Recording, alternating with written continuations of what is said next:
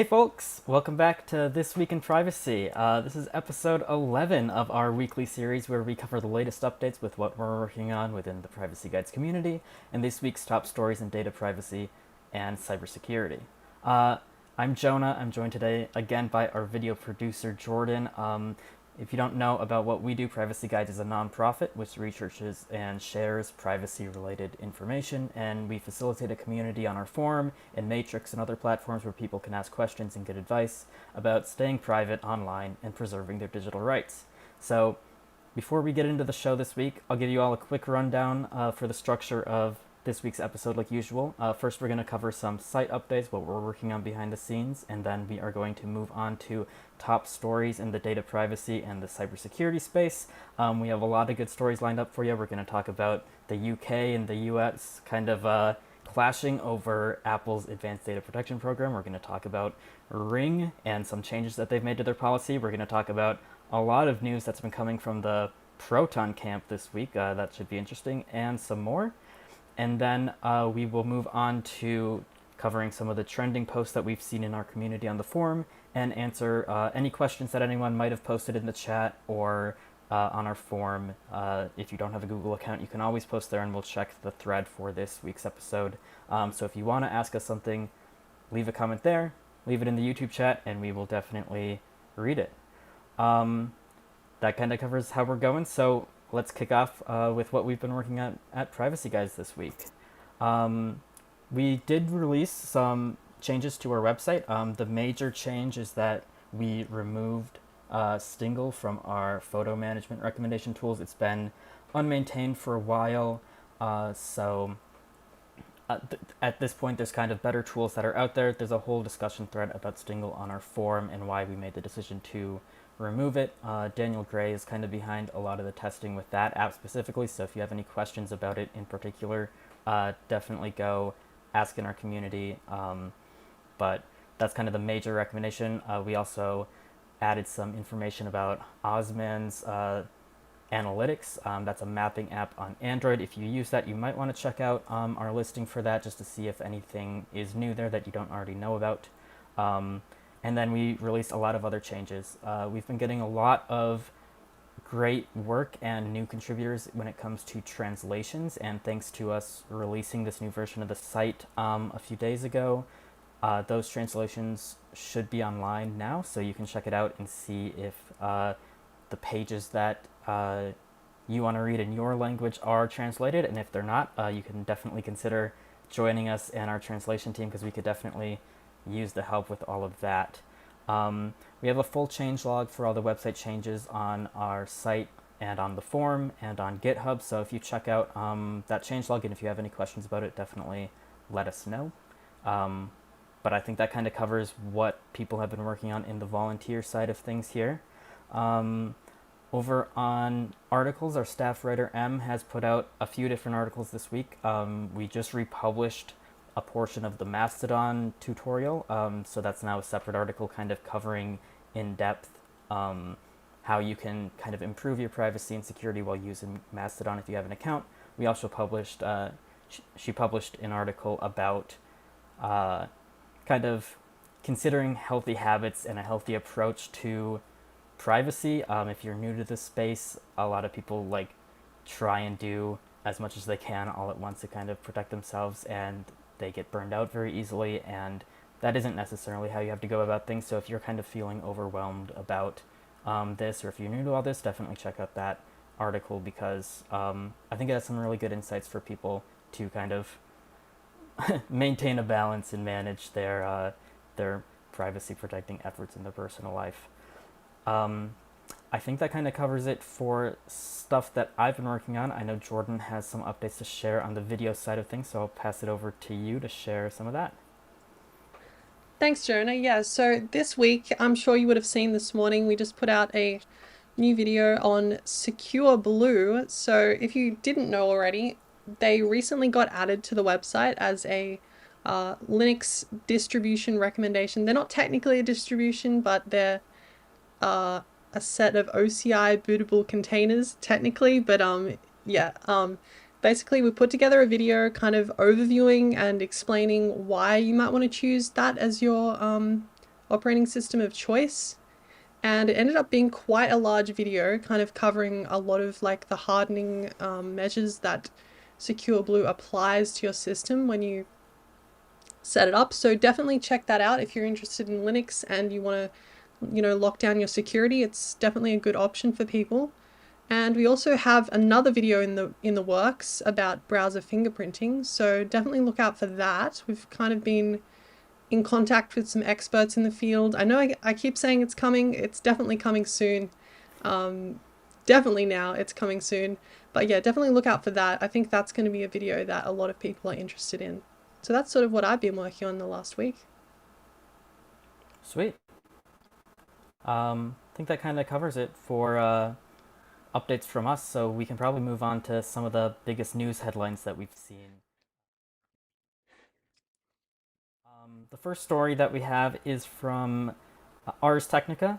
The headline is UK backing down on Apple encryption backdoor after pressure from US. That UK iCloud users may regain access to advanced data protection due to pressure from the US government, influenced by the big tech lobby here in the US. The UK government, led by Sir Keir Starmer, is trying to resolve a conflict with the Trump administration over a demand for Apple to provide access to secure customer data, which of course led to Apple kind of eliminating the Advanced Data Protection Program for people in the UK. Senior British officials have indicated that the Home Office, which ordered Apple to allow access to its secure cloud storage, is likely to back down due to pressure from US leaders, including Vice President J.D. Vance. The UK's insistence on breaking Apple's end-to-end encryption could hinder technology agreements with the US, which is also concerned about protecting the interests of US tech companies, of course. This is all kind of an informal statement from a UK government official. There hasn't been like super official news about this topic announced yet, as far as I know, but that's kind of the direction that's heading. Yeah, I think another important thing, just in case like people aren't aware, originally the UK did stop Apple from allowing advanced data protection to be enabled. So anyone that didn't have it enabled couldn't enable it again. So just that extra bit of context there.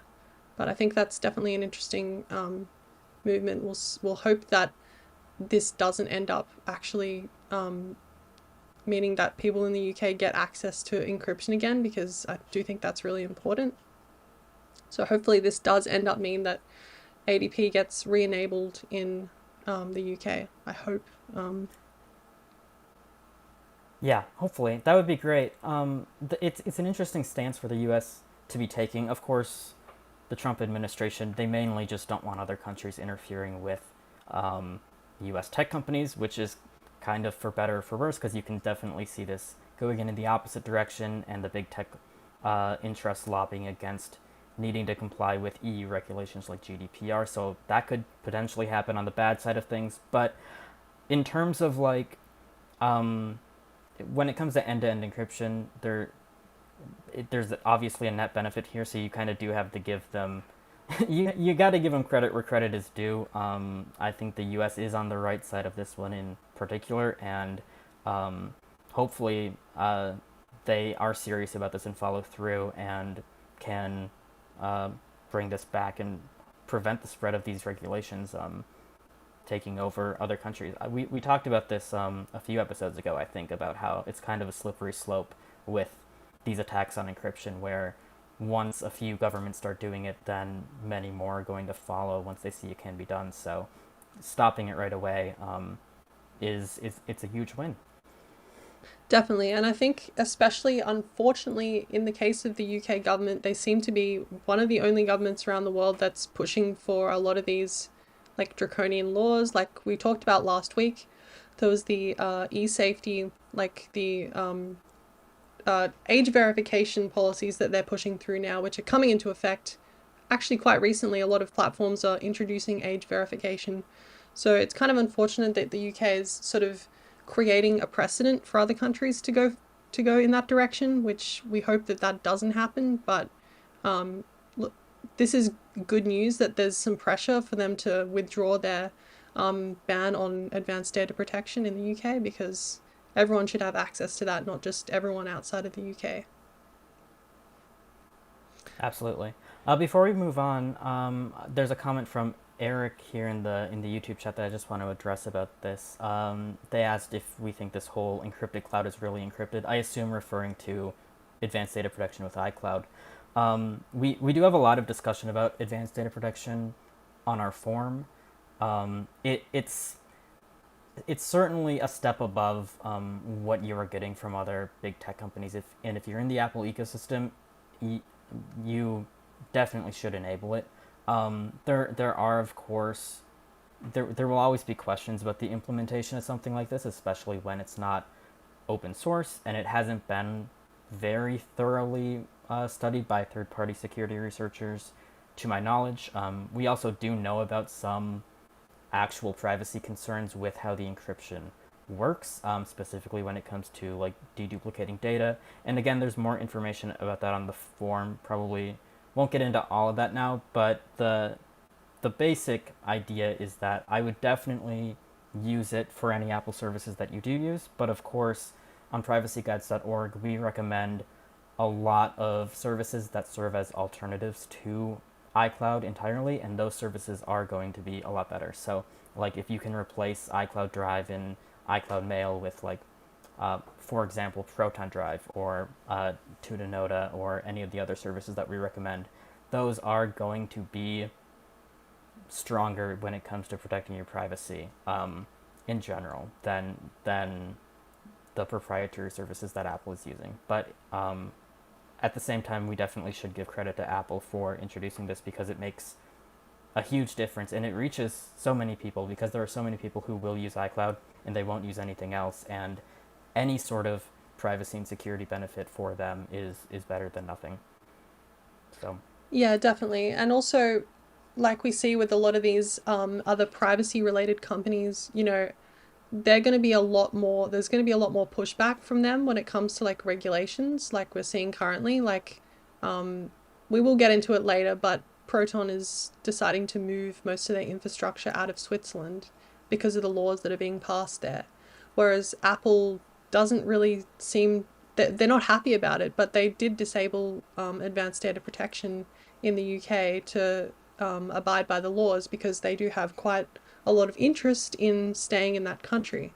So you definitely get more protection if you're using these services that we recommend that have, had a lot of community input and a lot of inspection by security researchers. So I 100% agree. If you can swap out any of these services that are in advanced data protection for a more secure alternative, then that would be a lot better for your privacy.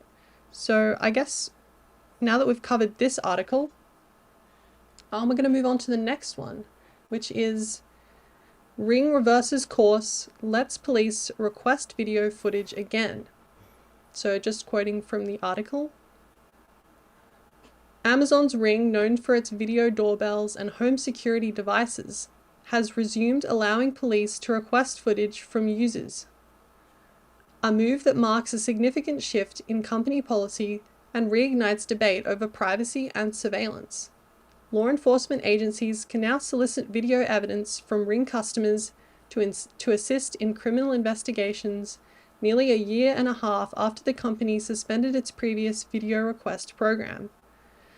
So I think the most important thing here is that they are allowing people to request information from Ring. So there's no protection on that data that Ring is collecting.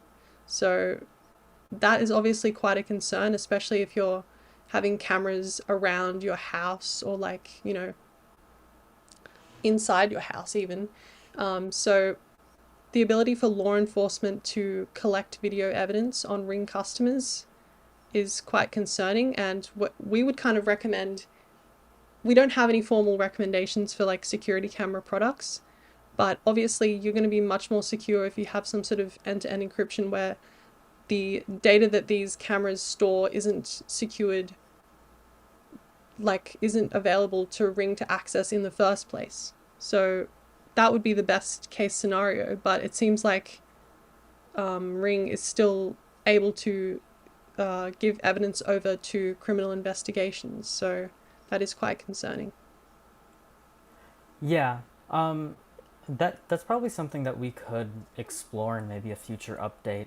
Like what cameras are actually useful. I know it's something that I've been looking into for my own house. I don't know how much demand there is for that information out here, like smart home stuff in general. But if that is something of interest to you, uh, definitely let us know.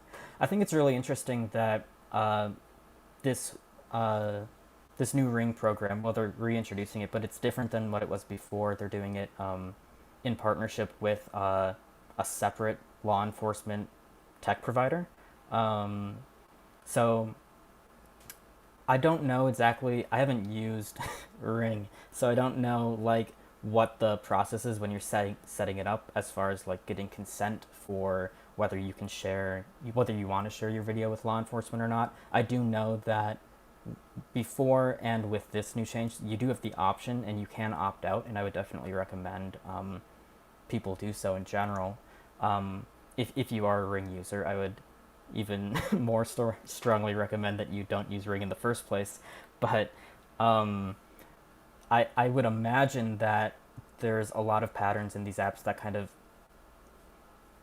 entice people into or guide people towards opting in wherever possible, uh, which isn't great.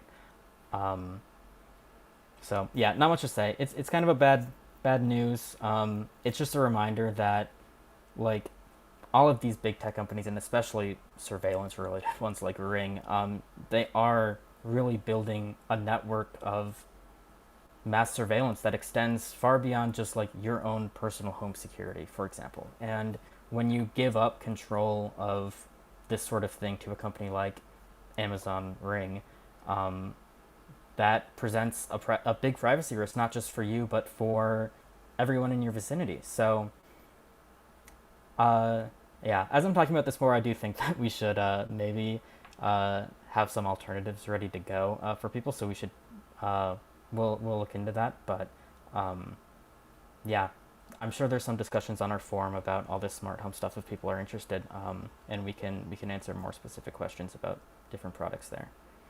Yeah, I think like especially because smart home stuff is like notoriously kind of terrible for security and like Yeah. it's definitely a hard like area to have like a solid recommendation because there doesn't seem to be any particularly good option, and a lot of the options that like are the most private also have other issues like having a local only setup. That's going to be a little bit of a problem to set up.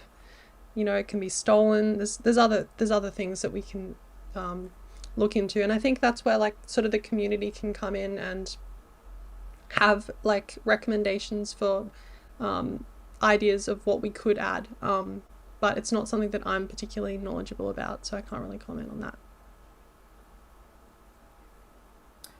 Well, I think that kind of covers that. So we can probably move on to probably the biggest story that people have been talking about this week for sure, which is kind of a two-parter. But we'll start with the first part, which is a product announcement from Proton.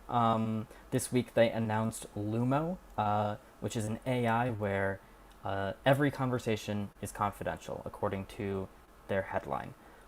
So basically, Proton has released Lumo, which is an LLM that's based off of Mistral Small 3. It's received definitely some mixed reception on the forum. It's not in it's not an existing wrapper. I mean, it's not a wrapper of an existing service. Sorry, like Duck.ai is, for example.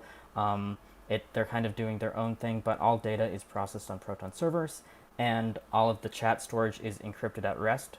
So that side of things can't be accessed by Proton at all. Definitely a step up from uh, generic AI chat providers like ChatGPT, which don't really use any encryption to protect your data as far as like protecting it from the company themselves.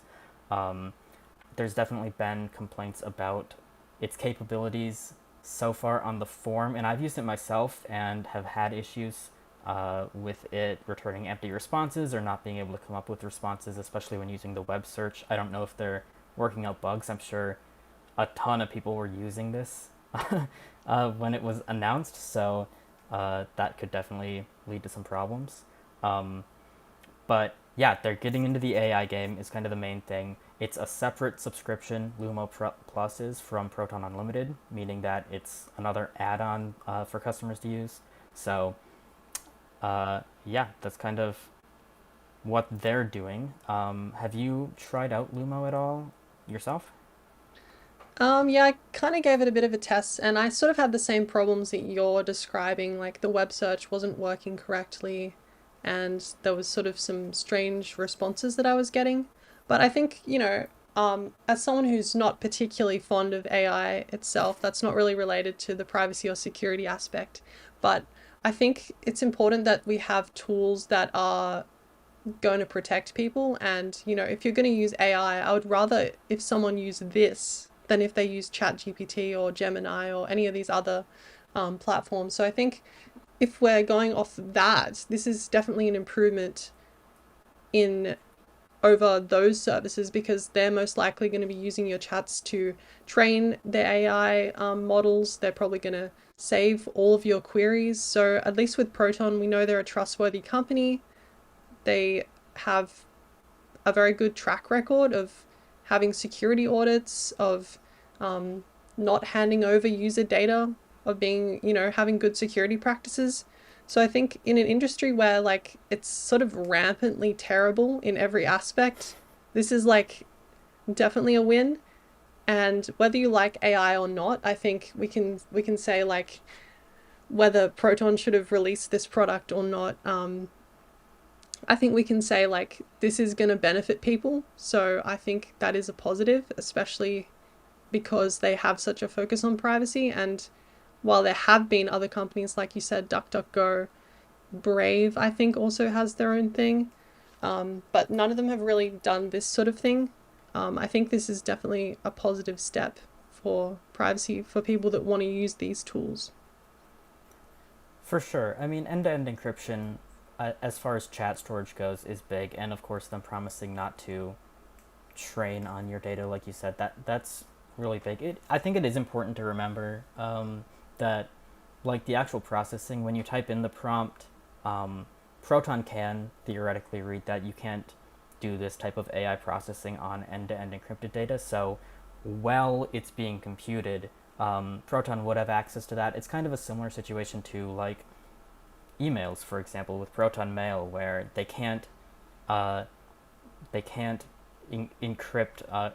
They can read incoming messages from non-Proton users, for example, because there's simply no way for them to um, shield themselves from that aspect of it because the other side of it isn't encrypted. And the same thing with AI, like these models don't work on encrypted data at all, so they have to perform that computation on plain text queries out of necessity. So there isn't like a huge monumental change here. It's basically just a standard AI provider, but compared to the traditional cloud-based ones like ChatGPT, this is still a major improvement for privacy. And obviously, like you said, Proton is a more trustworthy company in the first place, so you might be more willing to trust them with that kind of limited information, assuming that everything else works well. For me, I would still say this type of product is hard to recommend. If you can, like, we have some AI related recommendations on our website, and you should definitely check those out if you're interested in this whole AI thing. The most private way to use any of these services is to run these models locally, and some of them they are pretty easy to run locally and can provide similar quality, or in some cases better quality than Proton Lumo in this case. So um, that's like the gold standard when it comes to privacy in the AI space right now, and this doesn't really change that. But this is certainly a good middle ground, I think, and convenient for people, certainly more than needing powerful hardware to run it locally and having to learn how to do that in the first place, right? This is just a website like ChatGPT. So if you're an existing Proton user and you're interested in that, it's definitely something to check out. But it's not. I don't know. I don't know how necessary it was, but if it's a direction that Proton wants to go in, I guess they're gonna do whatever they want to do, right? Yeah, I'm not too thrilled with this direction. But I mean, I think the thing that I like about this direction is that it's not really being bolted on to previous plans, because literally every company is adding these AI integrations, like Google and Microsoft, and they're ramping up prices. And I think with Proton, like, it's good that it's actually just an add-on. Like, if I don't want this feature, if I don't need this like extra AI like stuff in my Proton account, then I can choose not to add that. And I think, they're trying to go about it the right way. Whether it needed to exist is, yeah, like you said, somewhat questionable, but I mean, it is what a lot of companies are doing now. So, I mean, I guess they want to kind of follow what is popular, which seems to be what they're doing with their product lineup. Yeah, for sure. Um, yeah, this is a very new product, and I haven't looked a lot into like the cloud AI stuff in general because for the reasons I mentioned earlier, cloud-based AI isn't super interesting to me, and AI in general isn't. I haven't found super useful personally, so it isn't something that I can share a lot more insight into. But I do know that a lot of people on our forum have been using Lumo and have been using other products as well. And if you have any questions about how it works in more detail, definitely ask there, and we can get that answered uh, in more detail. Or if you're looking for alternatives, or if you're trying to run it locally yourself, we're always available to help out with that. But yeah, that's kind of all I have to say about the AI stuff. Yeah, it's definitely been like quite a big like sort of discussion on the forum this week about this specific product. So definitely check out that thread if you're interested in like seeing what people are talking about around that. But I guess also kind of slightly hidden on the end of this article is quite an interesting tidbit that I know Jonah was um, made a great post on Mastodon about. But this is sort of uh, I think what a lot of people missed in this announcement, and let me just quote exactly what they wrote here. Lumo represents one of many investments Proton will be making before the end of the decade to ensure that Europe stays strong, independent, and technologically sovereign. Because of legal uncertainty around the Swiss government proposals to introduce mass surveillance, proposals have been outlawed in the EU. Proton is moving most of its physical infrastructure out of Switzerland. Lumo will be the first product to move. This shift represents an investment of over 100 million euros into the EU proper.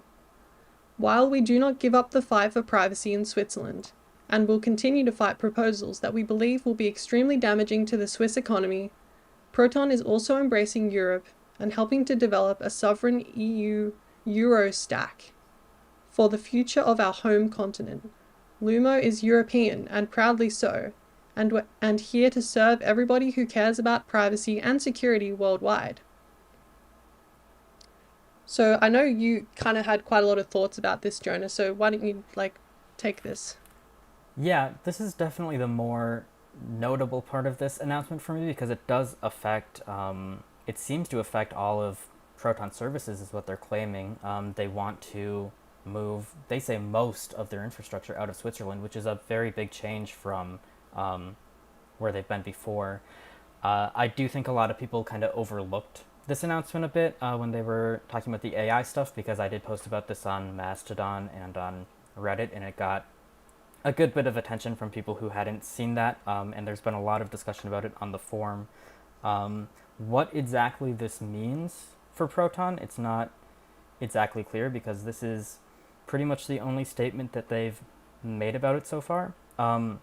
What we do know about Proton is that they haven't been Switzerland only for a few years now. They do have data centers in Germany and in Norway. Um, Likely, this announcement means that they will be expanding those maybe more heavily than they had previously planned because of the legal uncertainty in Switzerland. Maybe they don't have like all of their services in those other data centers, but now they might uh, try and replicate all of that data or have at least one copy outside of Switzerland so that if Switzerland went offline overnight for whatever reason, they could easily stay up and running. I'm guessing before they probably couldn't, so it does represent a significant change for them. And it is interesting stuff.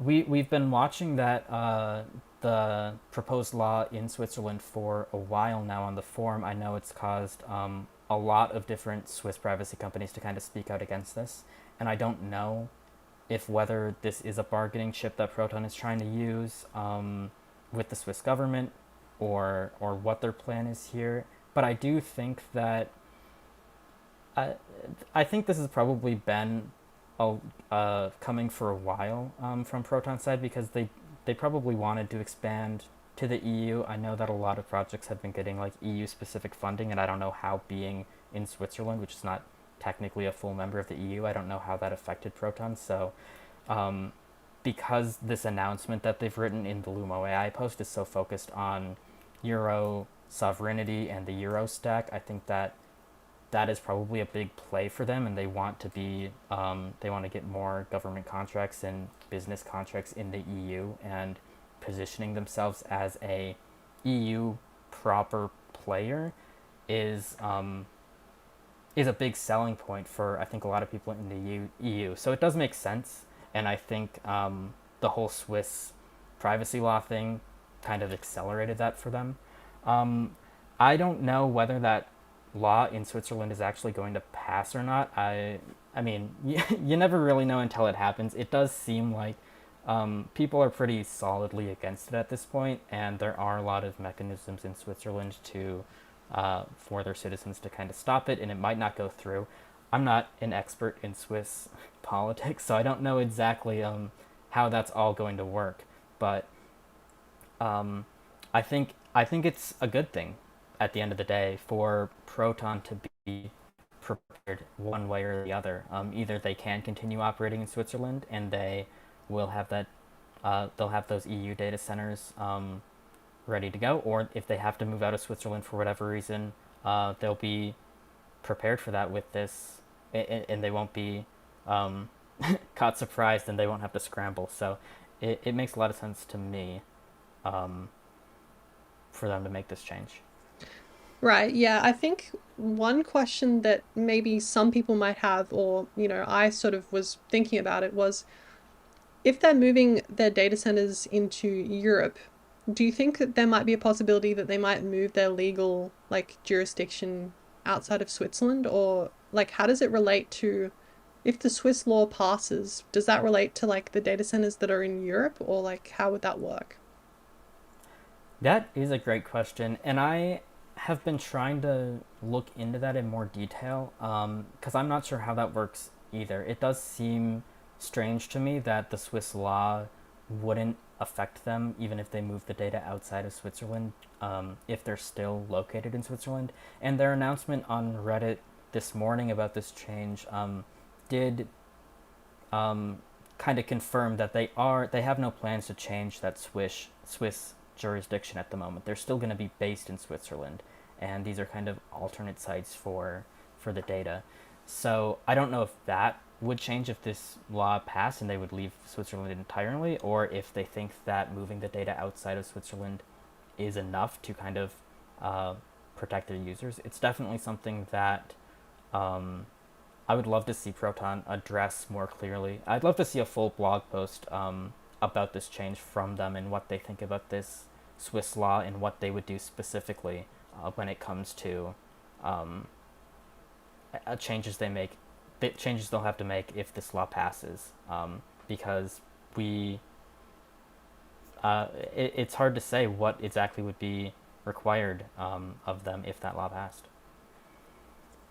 Yeah, it's certainly a very concerning direction for Switzerland to go in. And I think in a lot of ways we didn't see it coming really, because for a long time it seemed like Switzerland was like this country where like the privacy laws were basically some of the best in the world, and no one really thought that this would happen, I guess. So at least Proton didn't, because they seemed like they were pretty much all in on Switzerland for quite a while.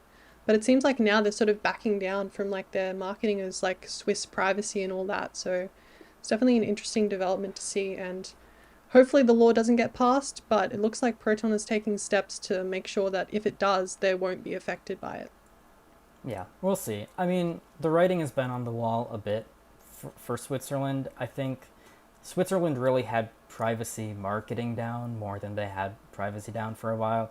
They get a lot of that reputation from like Swiss banks. Everyone knows about this from movies, but the reality is that Swiss banks specifically haven't been particularly more private for rich people in quite some time now. That used to be the case and it changed. And this is probably a similar situation where Swiss privacy laws on the internet used to be one thing and now they're going to be another. And it's just kind of a changing direction for Switzerland as a whole. But even though you still hear about like Swiss banks and Swiss privacy in movies and TV shows and stuff, that isn't the reality for how privacy commonly works in the financial space today, and this might just be how uh, how it ends up being for internet privacy and for Proton as well. So it we're kind of in a direction where none of these countries are like super amazing when it comes to privacy. There are some standout options, and the EU is certainly near the top of the list. So I don't really have a big problem with Proton moving to the EU, but your privacy is really going to be protected by strong end-to-end encryption more than it is by laws. In any case where you're using the cloud, and Proton has they have this down really well, and they really have a focus on encryption in all of their stuff, and so this change doesn't worry me a ton, but it is definitely a huge change for them and a huge change for their marketing. And bad news for Switzerland, I think, if this law passes. So there's a lot of stuff to consider, but um, overall, I don't think a lot of people are actually going to be impacted by this change, I would say. And I guess before we move on to the next topic, I mean, there was this sort of discussion that was had. I think it might be worth bringing it up here, that now we're pretty much looking at like every email service that's listed on privacy guides is now within Europe. So is that a concern that you think might be a bit of a problem if there is a law that's like passed in Europe that does undermine encryption?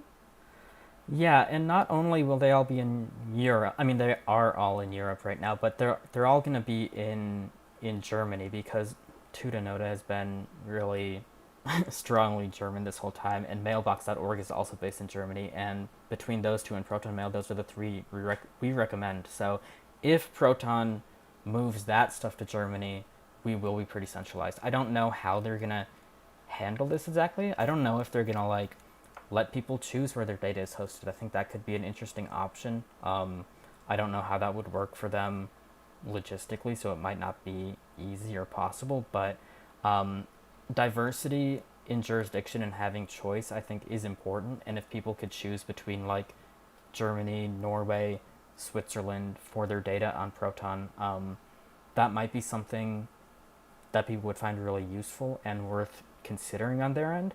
Um, because the EU, when it comes to privacy, they are somewhat uniform, but there are pretty big. There, I mean, not pretty big, but there are differences between the different countries, and they all do implement privacy laws slightly differently. And some of them people may find better or worse compared to others. I don't know. I know like about general EU privacy laws. I don't know how they're implemented in a lot of the specific countries, so I don't really have insight into like what would be the best for Proton to choose, for example. And I'm sure that Proton is thinking about that, and they're working on all that stuff, and they're making good choices in this regard. And I think that they're diversifying, so they're not really tied down to one country at all, and they can move if need be. But we know, for example, that like some EU countries, like France, I think is the big one right now that's been pushing for anti-privacy legislation like chat control. That's probably the most prominent example that I've seen. That would be like certainly a worse choice than other EU countries, even though they're all similar. I know when the UK, even when they were in the EU, they were pushing for a lot of the same anti-privacy stuff that they're still pushing for now that they're out of the EU. So, like the EU doesn't have a very strong protective framework when it comes to privacy, when it comes to protecting people from European governments, basically. The EU is very strong when it comes to protecting people from companies, both EU companies and American companies. but the laws definitely vary when it comes to like government power and overreach and law enforcement. So I do hope that there is a choice, and I do hope that things don't end up completely centralized in Germany, but that might be the direction that things are heading in. Yeah, hopefully not. But yeah, it's definitely a story we're going to keep an eye on, and we'll sort of update everybody if there's any changes in this, because I think it's definitely quite an important topic to stay up to date about. Yeah.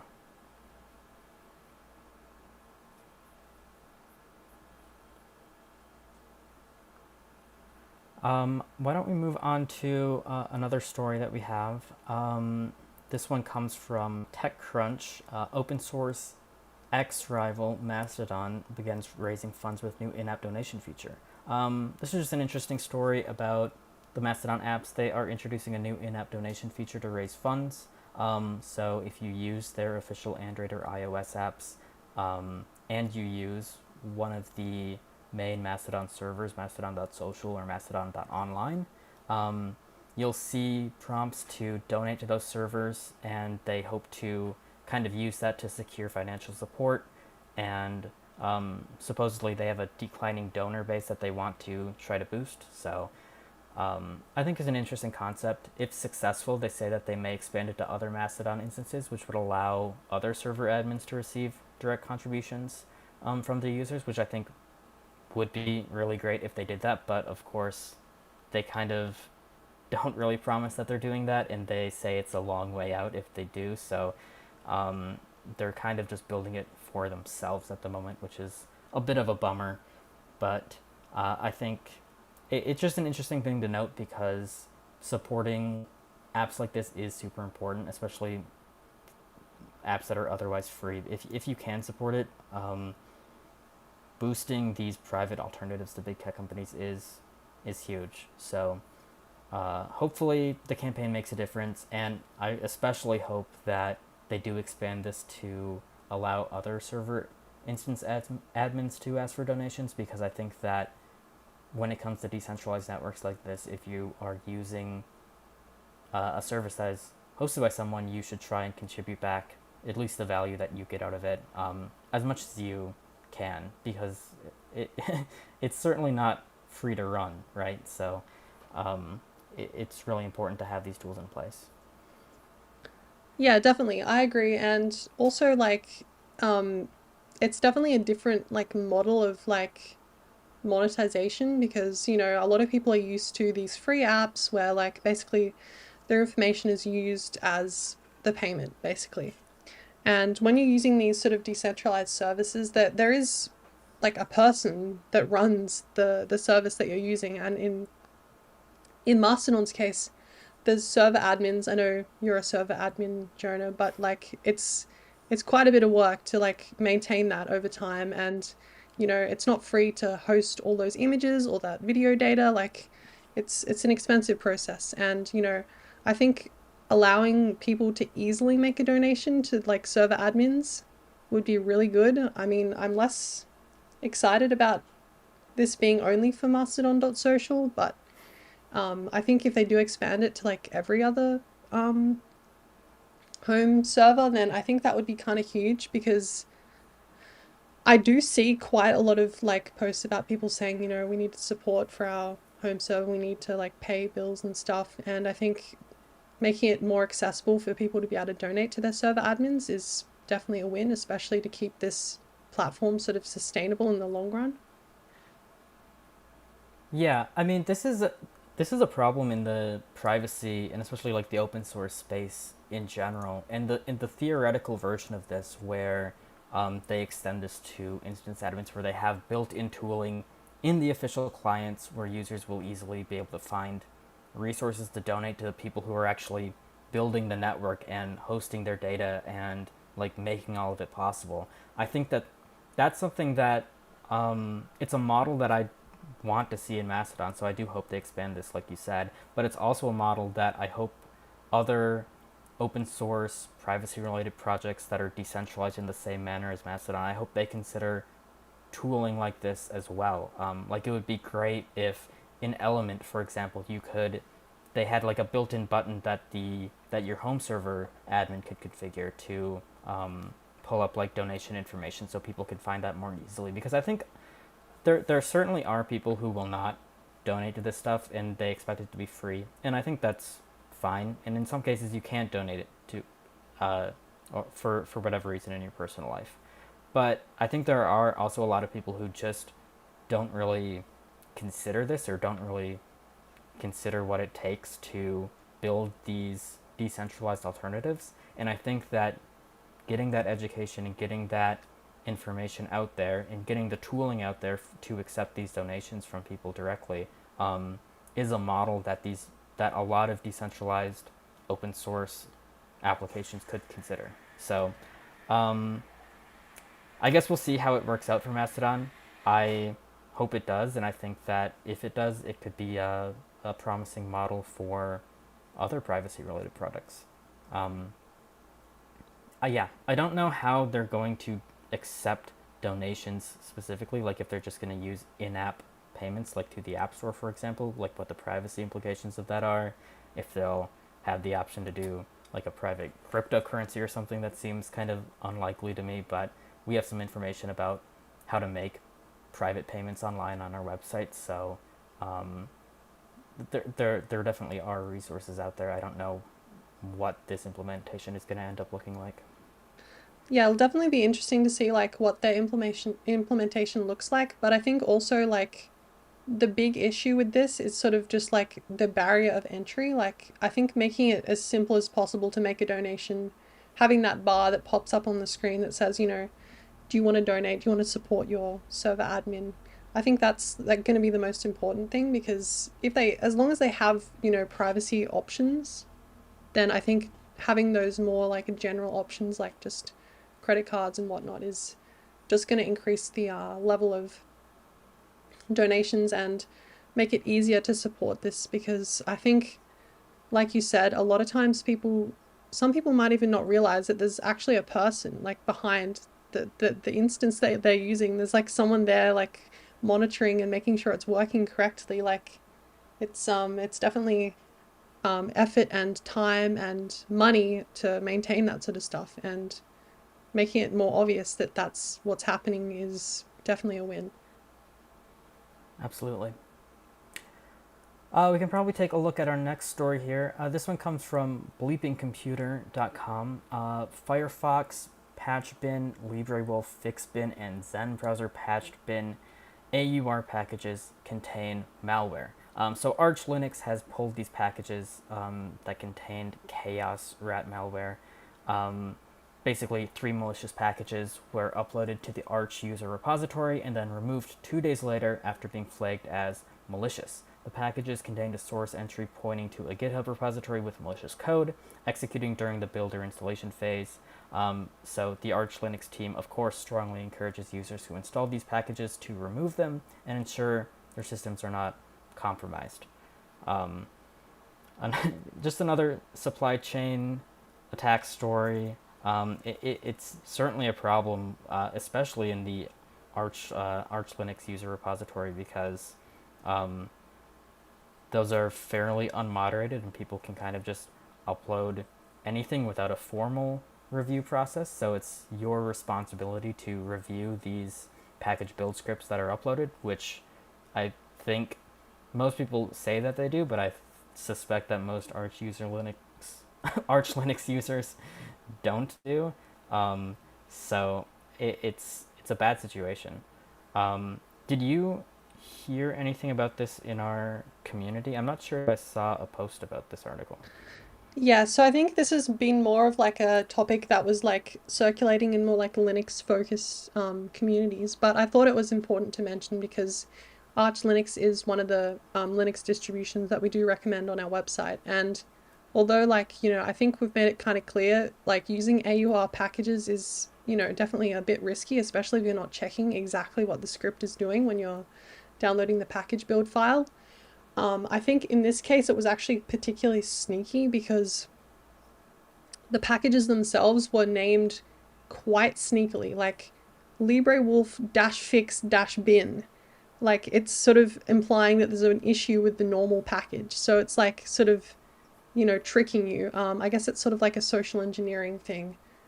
So it's definitely important to check what AUR packages you're actually using on your system. And in this case, if you actually did install any of these packages, it installed a remote access Trojan on your computer. So be careful of that. And also, another thing that I found quite interesting was in this story was there was a Reddit account that was posting on Arch Linux subreddits promoting the packages. So it's like quite a involved social engineering attack to get people to download these packages.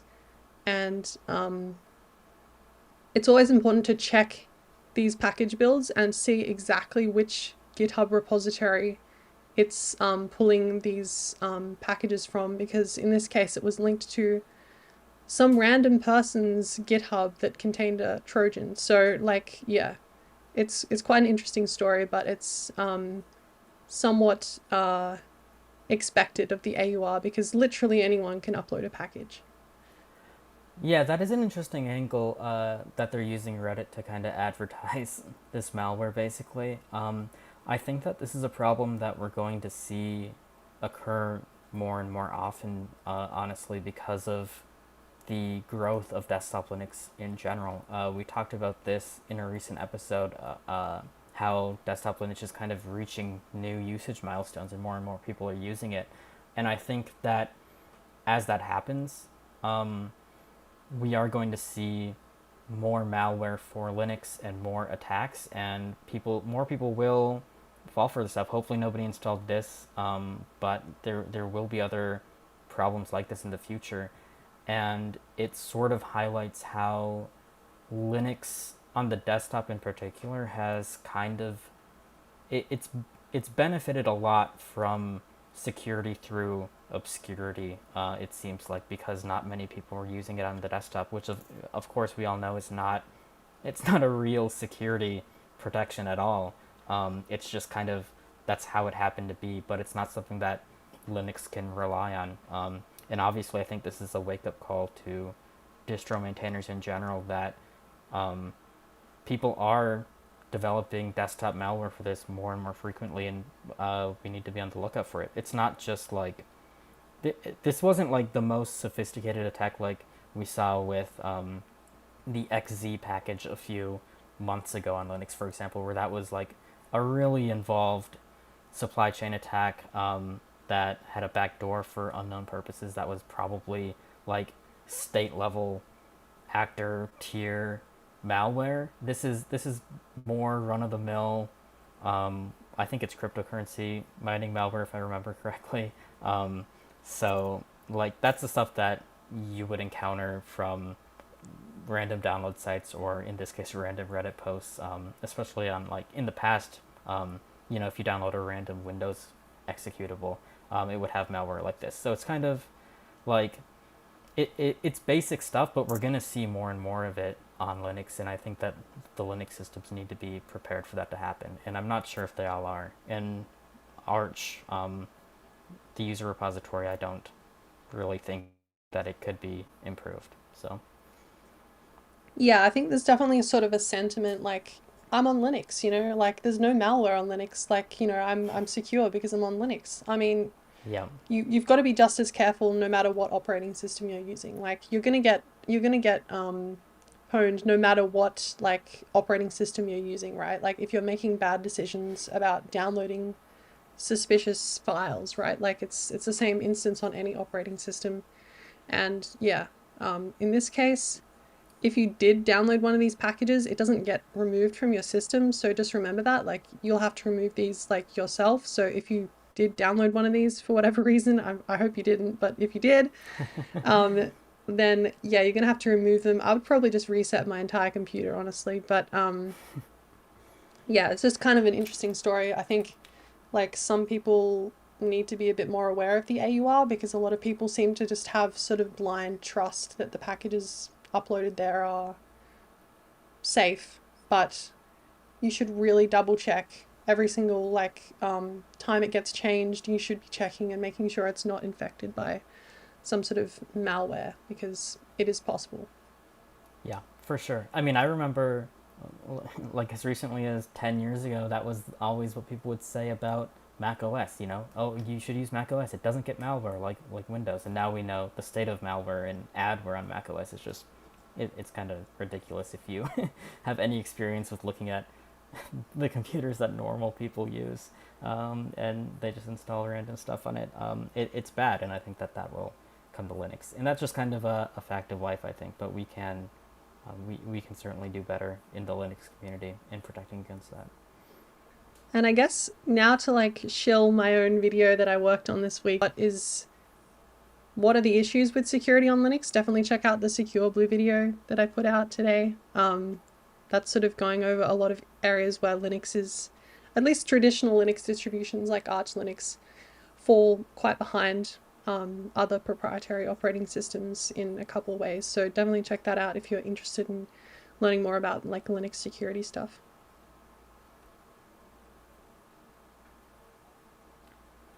I think that pretty much covers it for the main news headlines that we wanted to talk about this week. There were a couple forum posts that got a lot of activity, so we can kind of take a look at those.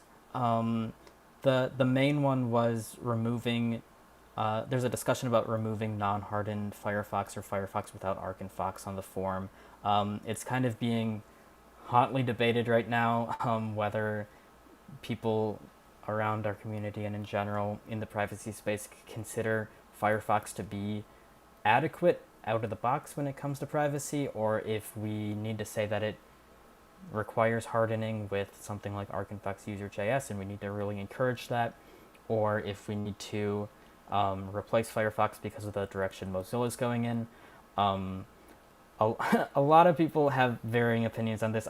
I see Jordan pulled up the thread on the stream, and it has 55 comments, so there's a lot of stuff being discussed. If what I would say is, like, we read all of these comments when we're working on like editing the site, and the volunteers, make pull requests based on kind of a community consensus. So if you do have an opinion about Firefox or what we should be recommending to people, definitely leave a comment yourself, and we can kind of decide where to go from there. I'm not sure where we're kind of ending up right now. It's tricky because Mozilla is all over the place when it comes to like all the stuff that they're doing recently. And we wrote a blog post about this a few months ago about Mozilla introducing like advertising related features into their products, and that hasn't been received well in the community. And so it puts Firefox in a weird position, and it's kind of unfortunate that we have to discuss all of this. But we're basically still figuring this out, so we're trying to solicit as much community feedback as possible. Is kind of where we're at right now. Yeah, I think it's kind of sad that like Firefox has sort of gone down this strange direction where they feel like they're almost like somewhat antagonistic to the users that actually use the browser. Like I think recently they added some sort of like AI suggested tab grouping, Oh um, yeah. where it feels like a lot of other browsers are, they're adding interesting new stuff. Like the Zen browser, it's a whole new like browser that's come out. It's like, trying to do the opposite of what Mozilla is doing. It's definitely sort of unfortunate that we're sort of at this point, because I know for a lot of people back probably 10 or 15 years ago, like Firefox and Mozilla was like sort of the browser that you went to escape this sort of stuff, like to escape all these like annoying things that sort of like browsers like Chrome were doing. So it's kind of sad we're seeing this direction of things, especially in regards to privacy, especially with Mozilla's strange pivot towards advertising. But I guess they're sort of trying to find different revenue streams, which is interesting to say the least. Yeah, it's a bummer. I've been pretty annoyed with Mozilla for a while now. I know if you go to like the Firefox homepage, for example, they've like removed many mentions of the word privacy. Even they don't use it a lot in their marketing anymore. They're kind of moving on to more generic browser terms that you would get from anything. They're just they don't really seem committed, and they haven't for, I would say, a very long time, been committed to being the standout option and being the leaders in kind of the technical browser space. They're just kind of following what Chrome has been doing for a while, to be honest, and they try and implement some things in more privacy respecting ways, but the overall direction I don't think is very good for privacy, and it's a bummer, but nobody else is really doing what Mozilla is doing either, so that's always what makes it hard. That you pretty much only have two browser engine options if you're developing something. You can go with Firefox or Chromium. I know that we've seen some alternatives pop up in very alpha or beta states, like Ladybird, for example. I know a lot of people are excited about that, um, but it's not like really usable as a browser, so it doesn't really help us right now.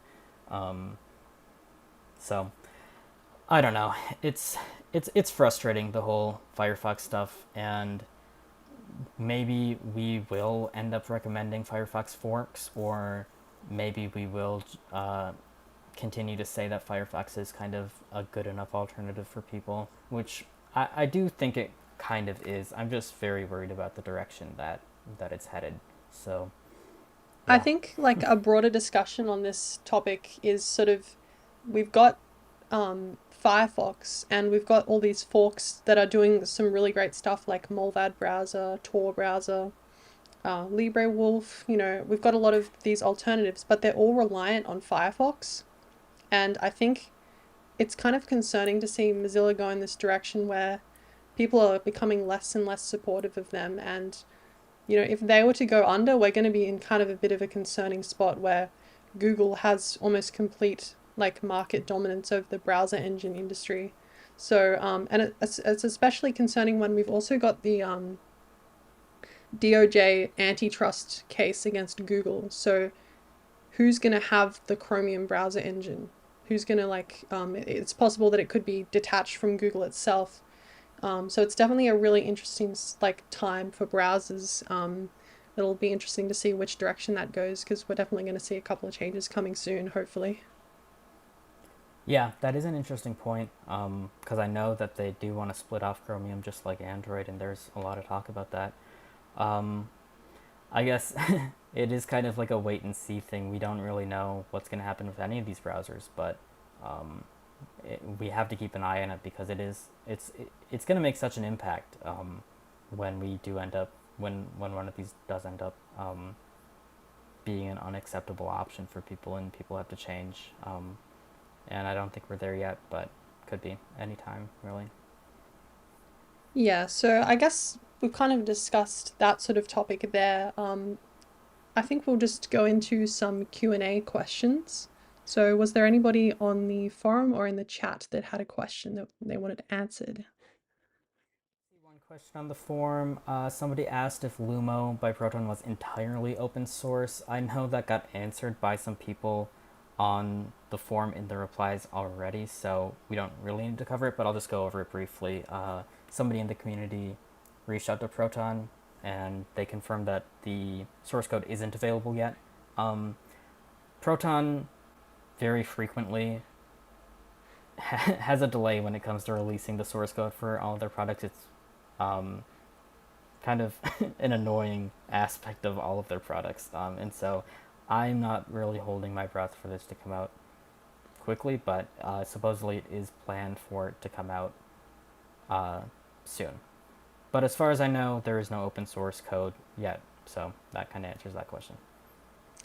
Right, yeah. I think there was also some like discussion in the chat about like sort of self-hosted camera systems. But yeah, definitely keep like if you want to discuss that more in depth with people, definitely consider making like a thread on the forum if you think that might be a topic that you want someone to look into and you know potentially get that added to the website. But I think that's we sort of didn't really have any other questions apart from that. Yeah, does anyone have a question? I do know we should discuss that IoT stuff more, like in general as a community. I have been using Home Assistant, which I see somebody mentioned.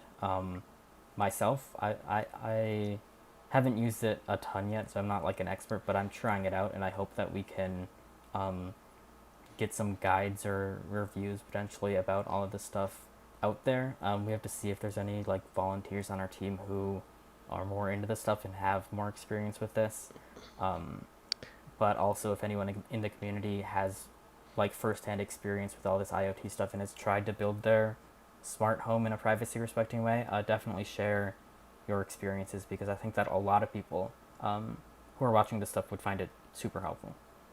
Yeah, I did see that Justin did leave a comment about iCloud secure video. So that's another option that does integrate encryption. So, I mean, it seems like there are options for people. It's just sort of a complex topic, like you said. Like, there's a lot of like um, variety of products in the IoT space, and it's sort of hard to know what to recommend. So, I think that's generally going to be sort of where we can crowdsource some information about that. So, yeah, it's definitely worth looking into more because I do think it's sort of a topic that isn't really discussed that much and people aren't really sure about whether it's even an option you should go with. Personally, I just avoid it entirely because it seems like it's sort of a bit complicated and yeah, this doesn't seem like there's any like great solution.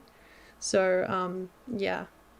Yeah, Um, it's hard because there's also not many big companies in this space. There have been like camera companies that claim to use end-to-end encryption for a while, and then we find out, oh, they weren't using end-to-end encryption at all. I don't remember it was what company Eufy. specifically that was. It was Eufy. Okay, so yeah, I know in that case, like you can't just blindly trust the marketing either, which is I mean you never can, but it is a big problem in this space because there is so much kind of fantastical marketing about privacy and security in smart home stuff. And at the end of the day, most of this stuff is still like based on the same core technologies, and it's not particularly secure. And so I know improvements are being made, but it's hard to find stuff that like would meet most of our standards. Um, but I'm sure there are options out there, and we could definitely research and talk about that in a future episode. Yeah, definitely. It's an interesting area to look into for the future.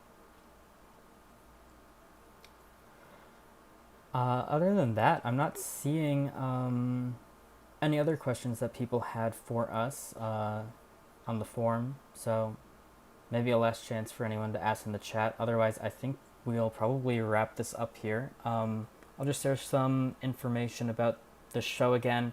All the updates that we talked about in this episode are going to be shared here on the forum every week. So subscribe on there if you want to find these links and stay tuned. For people who prefer an audio version of this, I know I said last week we're still working on getting a podcast version of this up, but that should be done soon, and hopefully I'll have more to share for you with you in the next episode. But you can always find this video mirrored on PureTube if you prefer to watch this outside of YouTube. And I believe you can subscribe to PureTube channels in general podcast apps, so that might be worth exploring for you. But we will have a more dedicated podcast solution at some point in the future. So if you like the show, definitely get subscribed.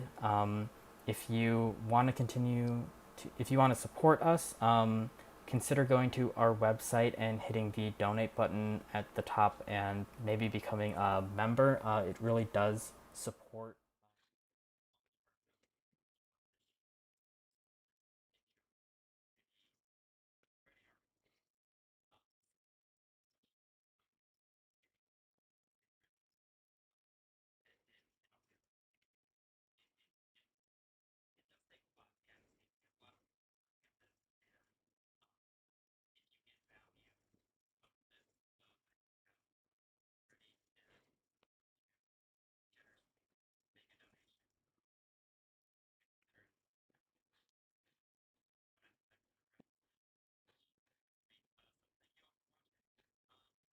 I haven't seen any questions since our last call, so we'll wrap it up here and we will see you all next week on the channel.